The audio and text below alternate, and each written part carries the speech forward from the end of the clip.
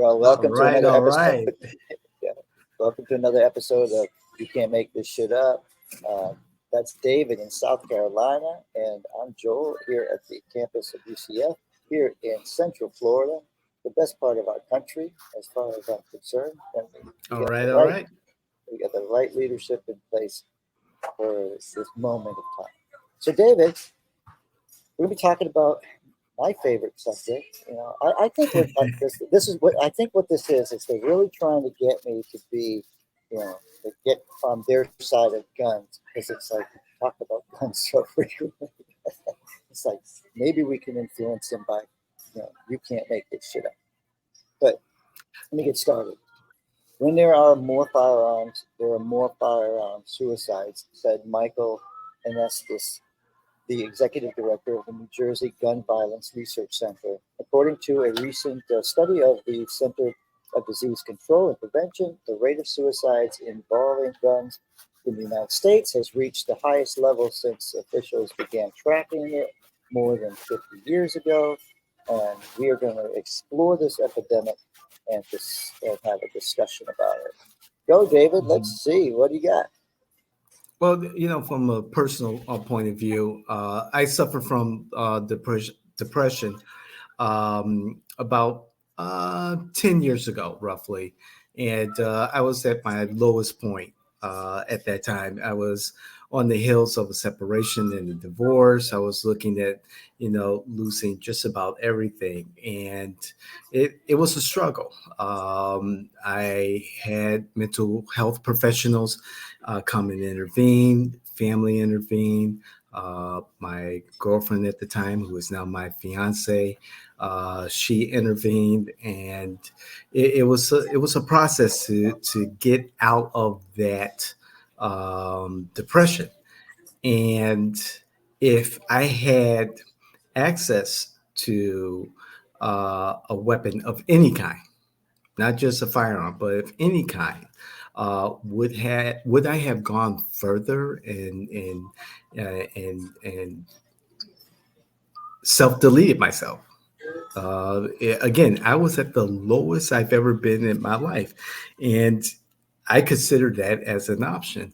And as men, we have the world on our shoulders. And I'm going to talk about this particular topic from the standpoint of being a man.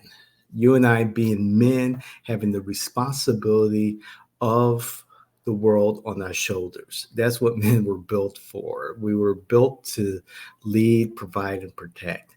And I was seeing my whole world change, redefined, because I was no longer that man in my household, in my home, who led, provided, and protect. And it crushed me. And with men around the world, our role is being redefined, and we're seeing it is there's no doubt the facts do show that men are likely to self-delete than women. No one cares. Especially, No one cares about us men, but men, you know? And well, I've had this conversation with my mother recently when I visited. And I pretty much turned to her and said, Mom, nobody cares about men. It's on us. The responsibility falls on us ultimately. And she looked at me and she's like, David, you're right. You're right. Even though she saw her relationship with my father as equal partners, at the end of the day, certain decisions fell upon my father. She had the wisdom to guide him in those decisions, but the responsibility fell on his shoulders. I will say, since my time as a military police officer in the United States Army, this has always been a very touchy subject. Mhm. It's not like you don't see suicide. Uh, Nobody thinks it's going to affect you, uh, but some of the bases I was on were very small bases, and you know, it is the number one way that men do decide to self delete, as you say. Women more likely are going to take some pills or something to try to guide themselves out, or the wrists are never cut correctly. So that's just usually a sign of, of reaching out. Like, this is the moment when you do the cutting. That's the moment you better be intervening. So that's just a warning sign.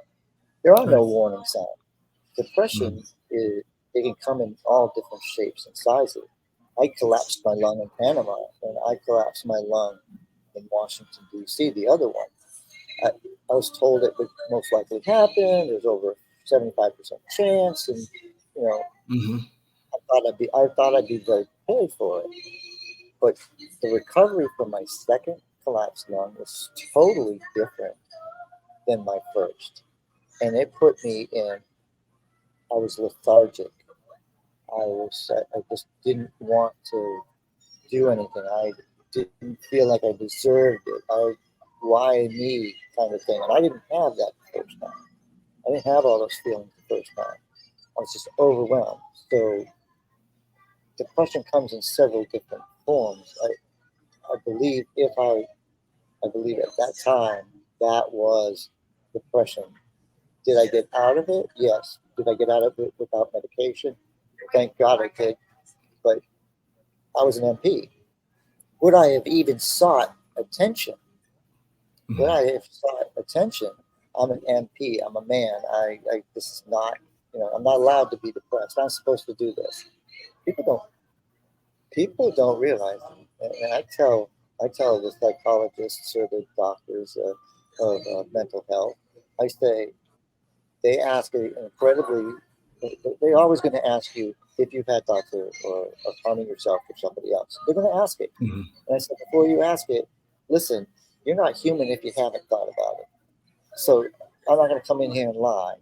Yes. But have I thought about it recently? No. But it's humanly impossible to answer that question the way you phrased it without a yes. And anybody who does is mentally ill because they're lying to you. So it's kind of my kind of humor towards them, because I want to be lightening the room. But it's true.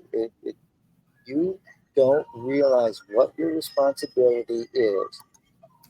But the thing that helps me is always remembering that there's somebody out there that's going to be affected, and how affected they're going to be. It's not, oh well, they have a windfall because with the insurance. Well, they don't get the insurance if you off yourself. So then you start to think about, what the pain and suffering they're going to go through. If you can focus on that, it brings it back to the fact that you're selfish. If you can believe that you're being selfish, it can change your decision making process. But always think about others first. That really helps. But it's not a cure. Cure is going to see your doctor. But we're talking about guns and the accessibility of guns and the increase in guns. I'm gonna, there's several different causes.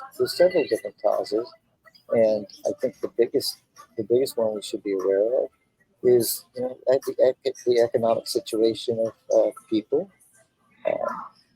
Right now, people are hurting. The economy, you can tell them every day that the economy is getting better and better, but until they feel that they're being provided for, everything's starting to come together.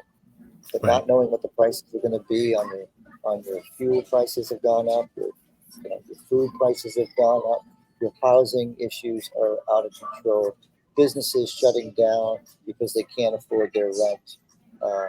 For example, the coop down in Winter Park, the only reason it closed is because the rent went up. I mean, if it's not making the profits that you're expecting, you still have to keep your margin low so that you still have people coming in and buying the food.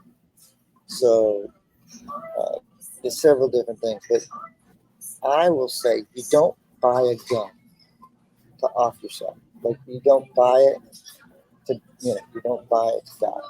Right? You don't. That's the thing that doesn't happen. Now, if you have guns accessible, if you have them available, then yes, you're more likely to take your life. But nobody goes out and buys a gun to off themselves. Right.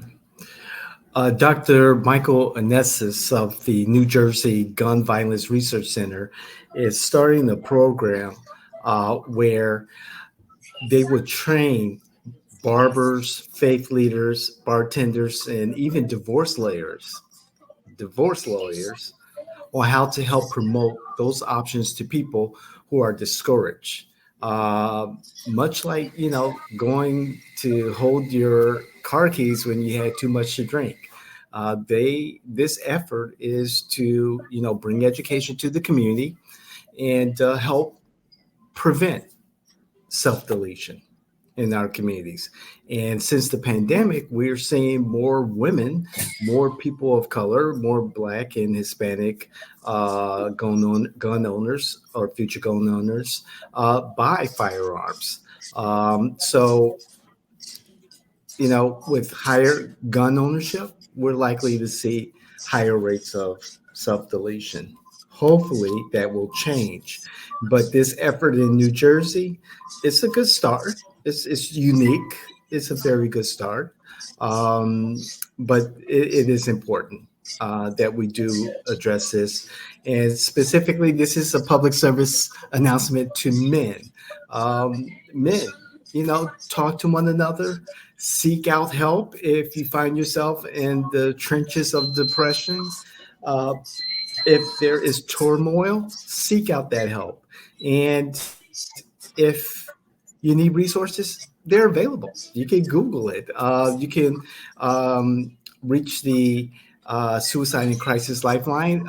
If you text 988, you'll be able to reach the 988 Suicide and Crisis Lifeline, or go to speakingofsuicide.com/resources for additional resources. Well, be a man.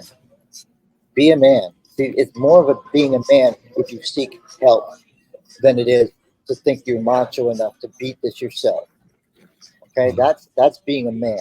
Being a man is making that decision to seek help because you're an important part of your community, your family, and everything else. And you've got to remember that. So I challenge you that you're not a man if you're offing yourself because you weren't brave enough to go seek help. And that would be my final word. Excellent. Oh, and Again, excuse me, and talk to your barber because he's your psychologist of choice, right?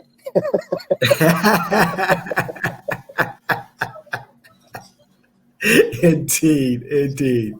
Everyone, please, if you enjoy what our topics are, if you enjoy our opinion, our comments, we want to hear what you have to say. So please do not hesitate. Comment.